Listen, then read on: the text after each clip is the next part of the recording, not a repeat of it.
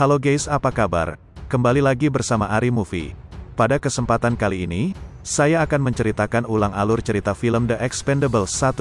Film ini menceritakan kisah kelompok tentara bayaran profesional, yang diisi oleh orang-orang hebat dan barbar. Jadi bagaimana keseruannya? Langsung saja ke alur ceritanya.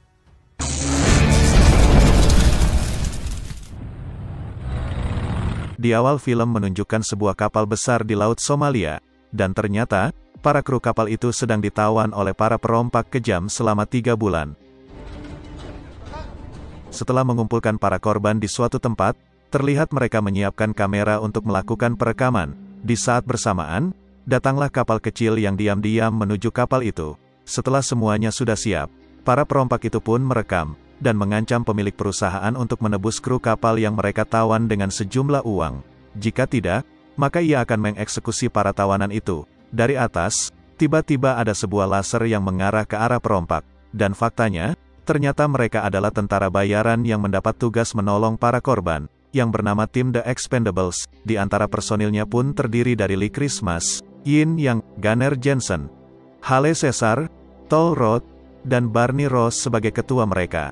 Setelah situasi tenang, Barney berbicara baik-baik, dan ia memberikan uang sejumlah $3 juta sebagai uang tebusan para sandera. Seakan ingin menguji kesabaran Barney dan teman-temannya, para perompak itu malah ngelunjak, di mana mereka meminta uang tebusan dinaikkan menjadi $5 juta. Mendengar itu, lantas Gunnar naik darah, dan langsung menembak salah satu perompak hingga tubuhnya bucar. Tak ingin para sandera kenapa-napa, lantas mereka melemparkan bom asap, dan menghancurkan semua lampu, lalu membantai mereka dengan sangat mudah. Hingga tersisalah beberapa perompak yang masih hidup, dan Barney langsung menyuruh mereka untuk mengambil uang itu, lalu segera pergi dari sini jika masih ingin hidup. Namun karena mereka gengsi, lantas berniat ingin membunuh para sandera. Akan tetapi, dengan secepat kilat tim The Expendables mendahului mencabut nyawa mereka. Gunnar yang masih kesal, nampak ingin menggantung mayat salah satu perompak. Melihat itu, jelas Barney melarang perbuatan Gunnar, karena hal itu bisa melanggar HAM. Melihat Gunnar yang ngeyel, akhirnya Yin naik, lalu menghajarnya dengan serius. Namun tidak diduga, ternyata Yin kalah, dan malah ditodong dengan pisau oleh Gunnar. Melihat itu, akhirnya Barney turun tangan, dan meminta Gunnar untuk melepaskan Yin. Singkat cerita, kini akhirnya mereka pulang, dan terlihat jika tangan Gunnar diikat oleh Barney sampai ia tenang. Lee yang kasihan, meminta izin Barney untuk ia melepaskan ikatan Gunnar. Setelah sampai, Lee segera bergegas ngapel ke rumah pacarnya Lisa. Setelah Lisa keluar, tanpa basa-basi mereka langsung adu bagong. Lee yang sangat cinta dengan Lisa, nampak ingin memberikan sebuah cincin tunangan. Dari dalam rumah, tiba-tiba Lee dikejutkan dengan keluarnya seorang pria lain, yang tidak lain itu selingkuhannya si Lisa, yang bernama Mamat. Lee yang kecewa, lantas segera pergi dari sana. Lalu scene berpindah ke mantan The Expendables, ia bernama Tool. Setibanya di bengkel tatonya, Tool terkejut ternyata sudah ada Barney yang memintanya untuk menyelesaikan tato di punggungnya. Tak lama kemudian, datanglah Lee dengan rasa sedih akibat diselingkuhi. Bukannya dihibur, Tool malah mengejek kepala Lee seperti tuyul. Pada saat itu pula, tiba-tiba telepon berbunyi, dan Tool segera mengangkatnya. Dari perbincangan itu, Tool mengabari Barney jika The Expendables mendapatkan 3 tawaran pekerjaan, yang 2-nya pekerjaan anak-anak, dan yang 1-nya pekerjaan neraka. Awalnya Lee menolak, namun dari sisi lain Barney langsung menyetujui tawaran pekerjaan itu. Kemudian scene berpindah ke Pulau Villena, di mana kita diperlihatkan dengan seorang diktator yang bernama Jenderal Garza. Dari bawah, datang para prajuritnya menggiring 3 orang yang dianggap mengejek jenderal dari belakang.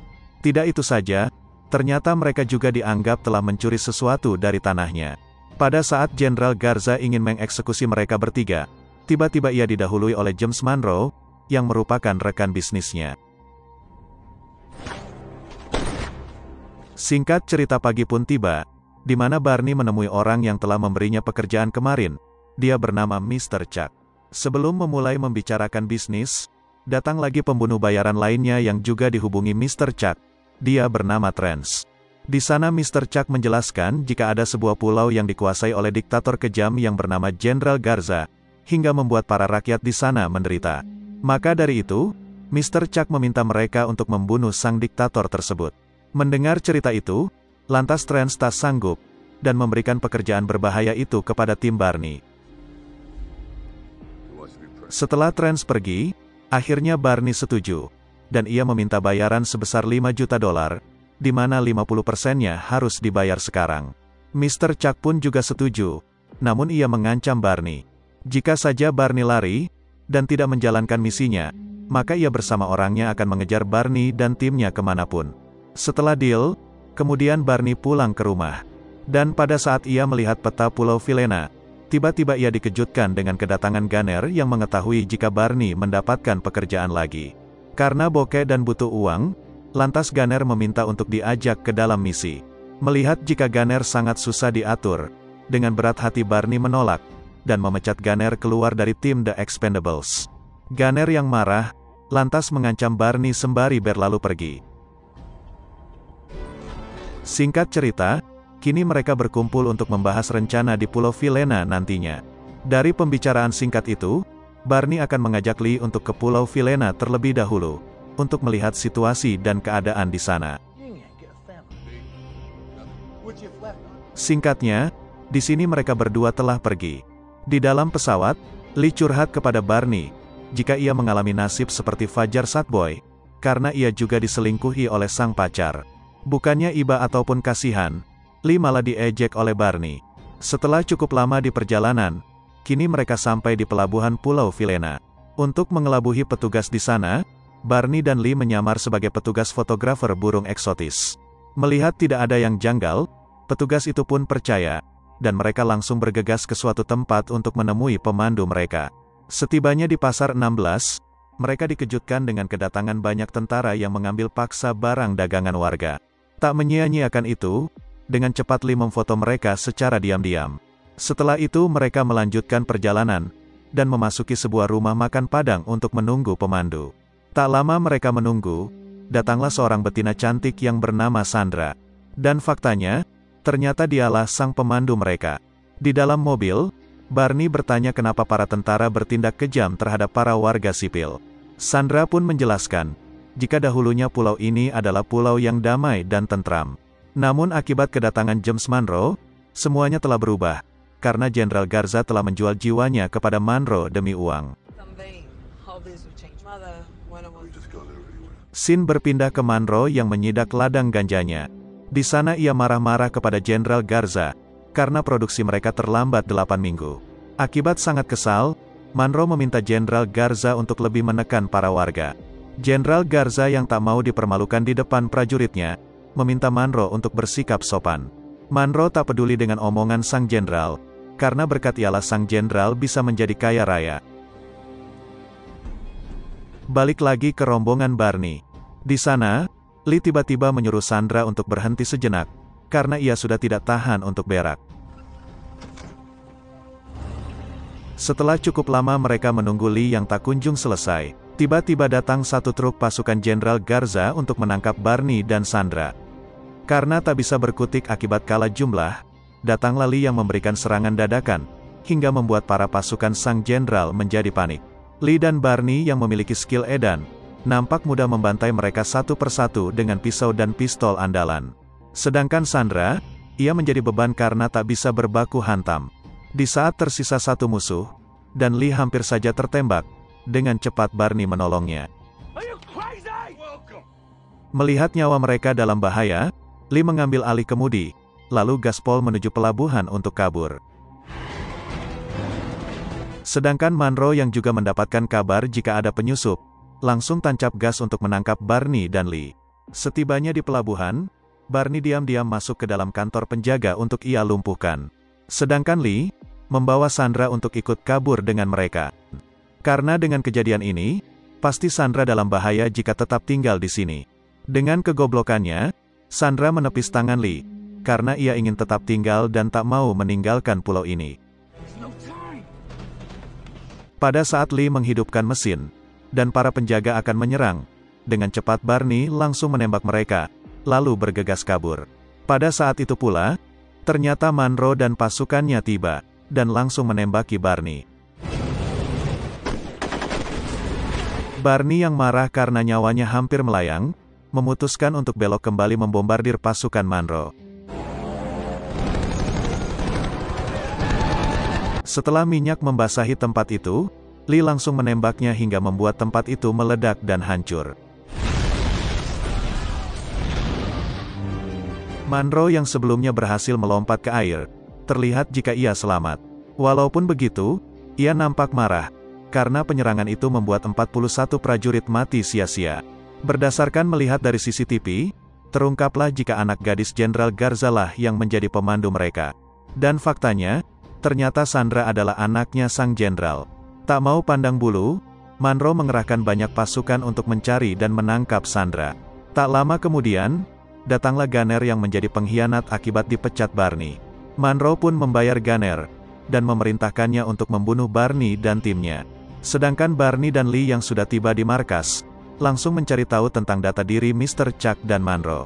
Di sana, terungkaplah jika Mr. Chuck adalah seorang yang sangat penting di tubuh CIA, yang ternyata target utamanya bukanlah Jenderal Garza, melainkan James Monroe.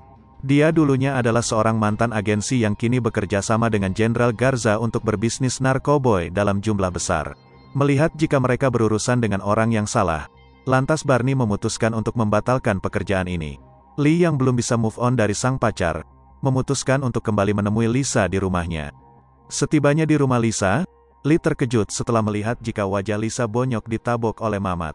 Lee yang tak terima, langsung membawa Lisa untuk ditunjukkan keberadaan Mamat biasa bermain. Setibanya di lokasi, Lee berjalan perlahan, lalu menghajar Mamat bersama teman-temannya seorang diri saja. Dengan mode ngamuk, alhamdulillah di sini Lee tidak apa-apa, dan mengancam Mamat untuk tidak berhubungan lagi dengan Lisa. Jika tidak, maka Lee akan mencincang burung Mamat, lalu dijadikan sate. Balik lagi ke Pulau Vilena, di mana Monroe menyusuri seisi pulau untuk menangkap Sandra. Barney yang memiliki perasaan terhadap Sandra, lantas curhat kepada Tull jikalau ia sangat khawatir dengan keselamatan Sandra di sana. Benar saja, ternyata di sini Sandra telah tertangkap, dan dibawa masuk untuk disiksa sembari mencari informasi tentang Barney dan Lee. Di pagi harinya, Barney mengungkapkan isi hatinya, jika ia ingin pergi ke Pulau Vilena untuk menjemput Sandra. Lee yang tak berani, lantas menolak untuk pergi ke sana lagi. Barney pun tak masalah, karena ia memang ingin pergi sendirian ke sana. Namun baru saja ia masuk ke dalam mobil, tiba-tiba ada Yin masuk, dan berkata jika ia akan ikut membantu Barney menjemput sang pujaan hati. Namun baru saja mereka sampai di lampu merah, tiba-tiba ada orang misterius yang memberondong mobilnya dengan senjata api. Beruntung di sana kaca mobil Barney anti peluru, dan Yin langsung membalas serangan mereka. Di saat Barney tancap gas untuk kabur, barulah terungkap jika pelakunya adalah Gunner. Gunner yang dibayar oleh Monroe, dan ia juga mempunyai dendam terhadap Barney akibat dipecat. Lantas sangat berambisi untuk mencabut nyawa Barney dengan tangannya sendiri. Dengan mode barbar, Barney menghindari kejaran Gunner yang masih terus memburunya kemanapun. Mempunyai ide brilian, Barney membanting setir untuk masuk ke dalam pabrik, hingga membuat mobil Gunner terbalik. Karena itu pula, Barney pun pingsan, dan Gunner langsung bangkit untuk ia membunuh Barney. Yin yang berhasil loncat sebelumnya, langsung menghantam Gunner untuk ia tantang berduel lagi. Awalnya Yin berhasil membuat Gunner kerepotan, namun karena badan Gunner sangat strong, ia pun berhasil menyerang Yin balik. Pada saat Yin akan dihempaskan ke ujung besi yang lancip, Barney berhasil sadar, dan langsung menembak Gunner. Pada saat sekarat itu, Barney meminta Gunner sebagai sahabat untuk memberitahu siapa yang telah membayarnya. Mengetahui jika pelakunya Monroe, lantas Barney berapi-api untuk membalas dendam. Setibanya di pesawat untuk pergi ke Pulau Vilena, Barney dibuat terkejut karena ada seluruh timnya siap untuk membantu. Di tengah perjalanan, mereka nampak mempersiapkan persenjataan untuk melakukan perang. Sedangkan Caesar, ia menyiapkan pisau tajam untuk menyunat burungnya Monroe. Di Pulau Vilena, Monroe nampak mempersiapkan banyak pasukan untuk bersiaga, jika saja Barney dan kawan-kawan akan datang lagi. Singkat cerita, kini Barney dan timnya telah tiba, lengkap dengan kostum perang khas The Expendables. Satu persatu, Barney dan tim melumpuhkan pasukan yang berjaga secara diam-diam. Sedangkan di atas, Monroe dan Jenderal Garza terlibat pembicaraan panas. Sebabnya, karena sang jenderal tidak terima jika ia diperalat, dan putrinya disiksa secara keji oleh Monroe. Balik lagi ke tim The Expendables yang menyusuri tempat sembari memasang bom di sudut-sudut ruangan. Tidak itu saja, Barney juga banyak meletakkan bom di gudang penyimpanan narkoboy, dan Yin menumpahkan banyak minyak untuk diledakkan nantinya. Di ruang penyiksaan, terlihat jika ada dua penjaga yang menghampiri Sandra untuk ia lecehkan. Beruntung datang Barney tepat waktu, dan membunuh mereka dengan kejam. Di tengah pelarian, ternyata mereka ketahuan, dan Sandra pun dibawa untuk menemui ayahnya. Sedangkan Barney, kini disiksa habis-habisan oleh Stungkul. Sesaat Barney akan dieksekusi, dari atas muncul teman-temannya yang menyelamatkan Barney dari maut. Dengan skill bela diri yang tiada duanya, Lee dan Yin berkolaborasi membantai mereka semua dengan mudah dan enjoy. Sedangkan Barney yang emosi, juga mengejar Stungkul untuk ia balas atas perlakuannya tadi. Namun karena ia tak pandai berbaku hantam, Barney pun bonyok dihajar oleh Stungkul yang biasa bermain gulat. Pada saat mereka semua terdesak oleh banyaknya pasukan, datang Caesar dengan senjata andalannya membantu dari belakang. Melihat itu, Stungkul pun ketar-ketir, dan pergi meninggalkan Barney untuk ia menjemput bosnya Monroe. Di lantai atas, terlihat jika Monroe dan Jenderal Garza masih saja terlibat percekcokan mulut. Mendengar jika Barney dan timnya telah terpojok, Jenderal Garza tidak jadi membunuh Monroe, dan langsung keluar untuk menyampaikan pidato kepada prajuritnya. Melihat ada kesempatan, Monroe pun menawan Sandra, lalu menembak Jenderal Garza dari belakang. Melihat itu, membuat ratusan prajurit Jenderal Garza marah, dan langsung memberondong tim The Expendables dengan brutal. Karena terpojok, lantas Lee menyuruh Barney untuk segera meledakkan bom. Awalnya Barney menolak, karena Sandra belum keluar dari gedung. Setelah memastikan jika Sandra sudah keluar, Barney langsung meledakkan bom, dan terjadilah baku tembak yang sangat epik. Sembari melempari sudut tempat dengan granat, Caesar juga meledakkan tower musuh dengan senjata andalannya. Tak mau kalah, Lee dan Yin juga menunjukkan aksi gila mereka dalam berbaku hantam. Tidak itu saja, mereka juga ahli dan terampil dalam menggunakan senjata maupun pisau.